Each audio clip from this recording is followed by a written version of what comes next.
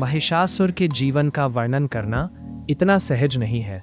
महिषासुर दानव, जिसका पिता रंभासुर भी दानव ही था, तथा इसकी मां एक भैंस थी। संस्कृत भाषा में भैंस को महिषी कहा जाता है। रंभासुर का पुत्र था महिषासुर, जो अत्यंत शक्तिशाली था। इसकी उत्पत्ति पुरुष और महिषी भैंस के संयोग से हुई थी, इसीलिए उसे महिषासुर कहा जाता था। उसने अमर होने की इच्छा से ब्रह्मा को प्रसन्न करने के लिए बड़ी कठिन तपस्या की। ब्रह्मा जी उसके तप से प्रसन्न हुए। वे हंस पर बैठकर महिषासुर के निकट आए और बोले, वत्स उठो, इच्छानुसार वर मांगो। महिषासुर ने उनसे अमर होने का वर मांगा।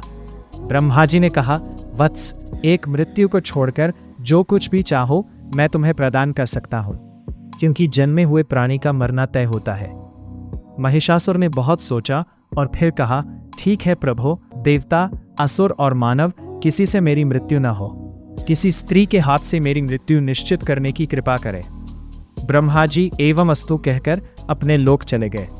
वर प्राप्त करके लौटने के बाद महिषासुर समस्त दैत्यों का राजा बन गया। उसने दैत्यों की विशाल सेना का गठन कर पाताल लोक और मृत्यु लोक पर आक्रमण कर समस्त को अपने अधीन कर लिया। फिर उसने देवताओं के इंद्रलोक पर आक्रमण किया। इस युद्ध में भगवान विष्णु और शिव ने भी देवताओं का साथ दिया, लेकिन महिषासुर के हाथों सभी को पराजय का सामना करना पड़ा और देवलोक पर भी महिषासुर का अधिकार हो गया। वह त्रिलोकाधिपति बन गया। भगवान विष्णु ने कहा, ने सभी देवताओं के साथ मिलकर सबकी आदि कारण भगवती महाशक्ति की आराधना की। सभी देवताओं के शरीर से एक दिव्य तेज निकलकर एक परम सुंदरी स्त्री के रूप में प्रकट हुआ। हिमवान ने भगवती की सवारी के लिए सिंह दिया तथा सभी देवताओं ने अपने अपने अस्त्र शस्त्र महामाया की सेवा में प्रस्तुत किए। भगवती ने देवताओं पर प्रसन्न होकर उन्हें शीघ्र ही महिषासुर के भय से मुक्त करने का आश्वासन दिया। भगवती दुर्गा हिमालय पर पहुंची और अट्टहासपूर्वक घोर गर्जना की। महिषासुर के असुरों के साथ उनका भयंकर युद्ध छिड़ गया। एक एक करके महिषासुर के सभी सेनानी मारे गए।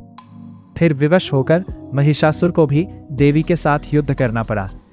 महिषासुर ने नाना प्रकार के मायक रूप बनाकर देवी को छल से मारने का प्रयास किया, लेकिन अंत में भगवती ने अपने चक्र से महिषासुर का मस्तक काट दिया।